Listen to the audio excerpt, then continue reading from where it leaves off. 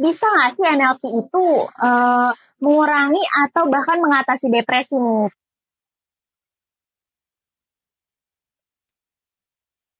Halo teman-teman, balik lagi bersama Friska di NLP for Business untuk Indonesia. Nah, hari ini kita mau chit-chat lagi nih bareng Coach Antonius Arif. Yuk langsung aja. Halo Coach. Halo. Gini Coach, aku itu ada baca artikel Kemenkes di Google bahwa ada 20% populasi manusia di Indonesia itu mengalami potensi-potensi gangguan jiwa. Nah, karena kita lagi belajar NLP, pemrograman pikiran nih, bisa nggak sih NLP itu mengurangi atau bahkan mengatasi depresi nih? Karena kan banyak juga teman-teman itu yang depresi karena pekerjaan lah, atau ya semacamnya deh Coach. Jadi saya kasih contoh, kenapa sih orang bisa menjadi depresi? Atau lebih tepatnya saya mau coba ngomong pertama adalah lebih menjadi stres. Ya, jadi kalau orang itu menjadi stres karena dia merasa, biasanya ya orang jadi stres itu karena ada pekerjaan yang belum diselesaikan. Oke. Karena pekerjaan yang belum diselesaikan, maka dia jadi gantung. Ya karena gantung itu, maka dia jadi stres. Oh, oke. Oke ya. Yang kedua, kenapa orang juga jadi stres adalah karena orang itu berharap sesuatu, tapi ternyata tidak kejadian. Oh, oke. Tidak sesuai dengan kenyataan. Oke. Jadi misalkan dia berharap ketika dia bekerja ini, dia dapat omset sekian, dia nggak terjadi, maka dia menjadi down. Dia menjadi down, dia menjadi kecewa. Makanya kenapa itu orang menjadi problem. Ya, jadi gambaran tersebut ini dari sudut yang pertama. Jadi kita yang pandangan pertama dulu ya secara psikologis. Nah, berarti supaya itu tidak terjadi apa yang harus kita lakukan? Satu, yang pasti adalah jelas kalau dalam konteks NLP, kadang-kadang orang ngerasa kayak dia dikejar-kejar sama pekerjaan. Oh, setuju. Literally, benar-benar dikejar-kejar. Setuju. Ya, kenapa sih kalau ditanya apakah benar dia dikejar-kejar kerjaan? Enggak. Kerjanya tetap di situ, nggak akan lari ngejar Anda. Literally kerjanya diem. Tapi tugas kita adalah mengelola waktu. Time management yang tepat. Kalau time management nggak tepat, maka dia ngerasa kayak dikejar-kejar. Saya kasih contoh yang sederhana. Ketika ada kerjaan yang datang kepada saya tahu kerjaannya banyak. Begitu saya ngeliat jadwal, itu serem banget. Oh iya. Karena jadwal itu kayaknya penuh banget. Ya. Maka yang saya lakukan adalah, kalau saya ngerjakan pekerjaan yang paling mudah dulu. Atau sebaliknya, saya mengerjakan pekerjaan yang paling sulit dulu. Jadi kerjaan ini satu-satu saya beresin dulu. Satu-satu saya beresin. Ketika seluruh pekerjaan saya beresin satu persatu, mulai berkurang setengah, saya sudah baik-baik aja. Tapi ada orang yang merasa dirinya konyol, yaitu adalah yang tadi saya bilang dikejar-kejar, udah jelas hari Sabtu dan Minggu. Atau sudah di atas jam 7. Oke. Dia ngerasa kerjaan itu harus dikerjakan hari itu juga supaya besok pada saat itu jadi nggak pending. Oh iya, aku pernah juga kayak gitu. Nah, pertanyaan saya, emang kalau dikerjakan besok kerjaan nggak ada lagi? Ada lagi. Iya sih. Ya artinya, kalau pengertian dikejar-kejar sama pekerjaan, itu nggak mungkin. Itu cuman kitanya aja yang sudah parno, kita berasumsi bahwa kita dikejar-kejar, padahal kita kan dikejar-kejar. Iya sih.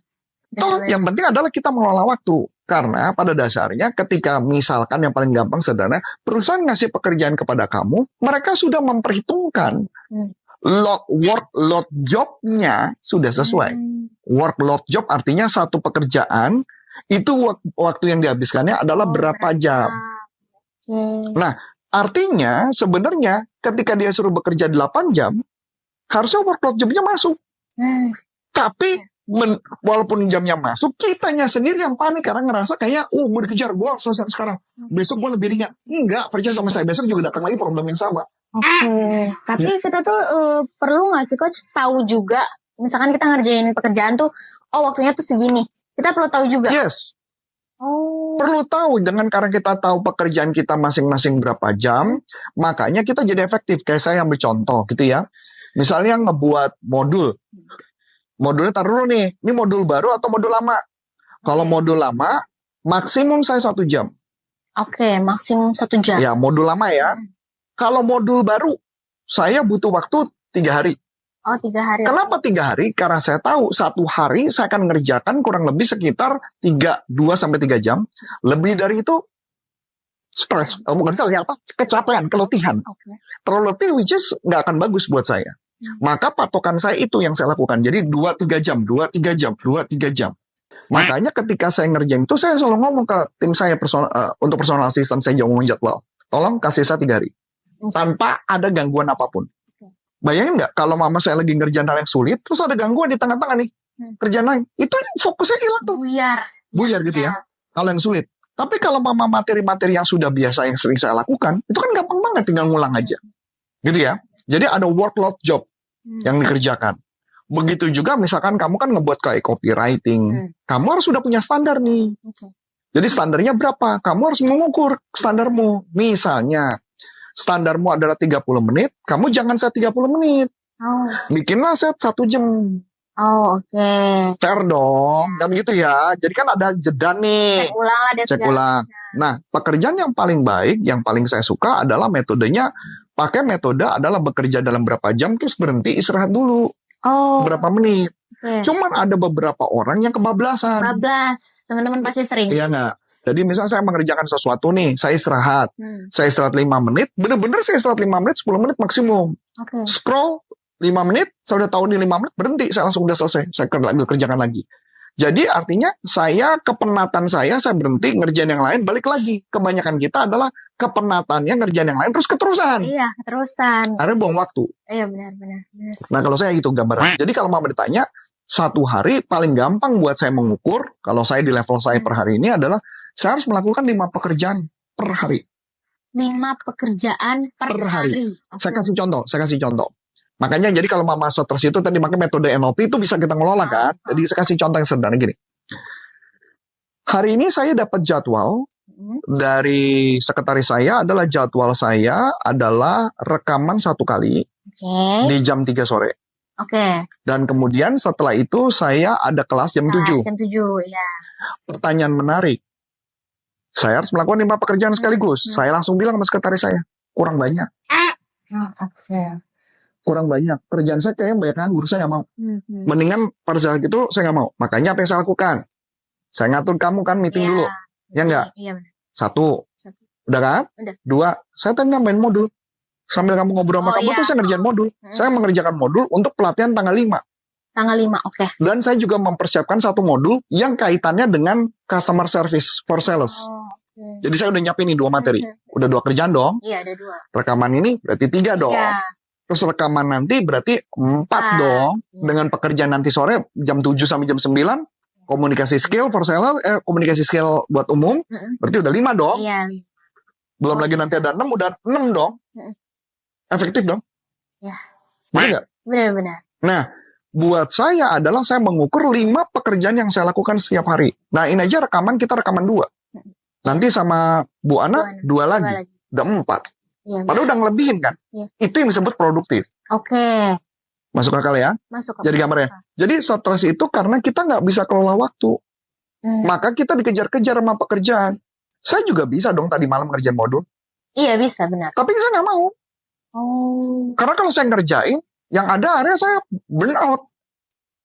Ya saya putuskan berhenti. Saya ngajar, saya baca buku atau nonton TV sebentar 10-15 menit saya ngantuk terus tidur udah selesai. Saya nggak mau membuat diri saya dengan batas yang sudah diberikan sampai over. Iya. Sampai saya ngeri kan ya.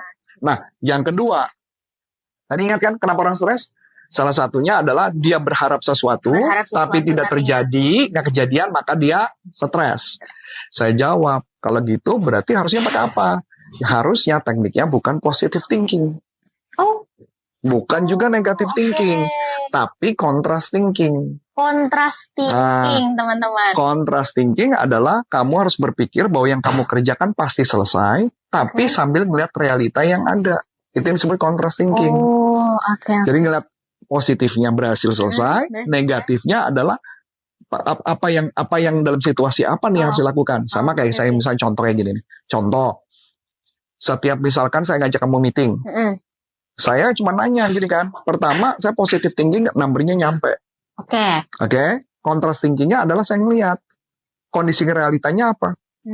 Misal realitanya ada berapa orang yang harus dikontak. Ya. Betul dong. Benar. Orang yang dikontak kadang-kadang kalau mama saya bilang, kalau mama dia nggak jawab, WhatsApp mesti ngapain? Telepon ya Pak. Nah kayak gitu. Jadi saya udah punya pemikiran itu. Kalau positive thinking dia akan mikir apa? Enggak, WhatsApp aja selesai. Iya, WhatsApp aja selesai. Bener nggak? Pertanyaan apakah itu akan sesuai harapan? Enggak. Begitu nggak sesuai harapan, habisnya down. Oh iya. Bener nggak? Tampar kenyataan. Bener nggak? Iya, benar-benar. Berikut lagi nih contoh deh. Saya baru chatting semalam sama Vika lah. Oh. Saya ngomong sama Vika. Saya bilang, saya nyebut sama satu klien kita gitu ya. Saya bilang, sudah ditawarin nggak pelatihan itu? Dijawab, sudah saya kirim dan sudah saya remind berkali-kali. Oke. Coba perhatikan kalimatnya, remind. Ya. Remind itu kan bukan pekerjaan sales. Oh. Remind itu kan mengingatkan. Mengingatkan kan bukan pekerjaan sales. Itu pekerjaan sekretaris. Kerjaan sales adalah mempersuasi supaya orangnya mau. Dibuat menjadi make sense supaya mau. Makanya kenapa saya ajak meeting tadi kamu kan? Apa yang akan kamu ngomongin? Materinya apa saja? Supaya orangnya mau. Itu mempersuasi. Kegagalan kita adalah tidak mempersiapkan. Cuma disuruh kerja aja kerjain. Begitu gagal ya gagal. Nggak bisa begitu. Boleh ngeliat? Sekarang? Mulai terbayang. Mulai bayang ya? Iya. Jadi kalau mama dia bilang beriman, saya bilang, kok diriman? Kan kamu kan salah. Saya semua harus memujuk persuasif. Cuman jawabannya, maaf Pak. Lain kali gitu. Ya saya juga bisa mengerti. Tapi buat saya gambarannya enggak. Seorang sales harus membuat itu menjadi masuk akal. Semua produk yang ditawarkan. Bener nggak? Kalau produk itu nggak masuk akal, kenapa gue harus bayar mahal? Kenapa gue harus ngambil yang level berikutnya? Masuk akal? Masuk akal. Nah, itu gambaran. Tugas seorang sales membuat ini perlu banget buat hidup lu loh. Ini masuk akal loh. Kalau lu nggak punya ini, kayaknya bakal gimana loh. Makanya tadi saya akan jelasin. Teknik provokatif untuk apa? Ada salah satu produk nama teknik provokatif. Gunanya untuk apa? Kita relate sama kehidupannya dia. Pernah nggak dia ngalami ngadepin orang yang keras kepala? Kan ada, kamu juga pernah ngalamin kan? Pernah. Bener nggak? Pernah. Nah, berikutnya pertanyaannya adalah, perlu nggak melakukan terapi konversasional adalah dalam bentuk covert orang nggak tahu? Perlu dong, kamu juga pernah ngalaminnya. Nah, yang kayak gitu-gitulah yang kita harus kasih tahu. Itulah nilai yang kita tawarkan kepada customer. Bukan cuma sekedar kasih tahu bahwa produknya adalah ini gitu, tapi jelaskan manfaatnya apa. Makanya kenapa menjadi stres, karena kita tidak mengantisipasi. Nggak enak. Jadi kelihatannya cuma ada A. Kalau dia belok bilang apa, kamu nggak bisa ngebelokin kebutuhannya ke mereka. Masuk akal? Masuk akal. Jadi makanya kalau teknik NLP adalah semua tuh bisa ditebak. Semua manusia ada polanya. Begitu juga stres ada polanya. Tugas kita mempelajari pola, maka kita baik-baik. Nah, jadi teman-teman buat yang sedang merasa atau takut depresi nih, tenang aja. Di NLP ada caranya supaya teman-teman tuh nggak ngerasain atau bahkan bisa terhindar dari depresi itu sendiri. Oke, segitu dulu cicat kita hari ini. Dengan saya Friska dan Coach Antoni Sarif, NLP for Business untuk Indonesia. Bye-bye.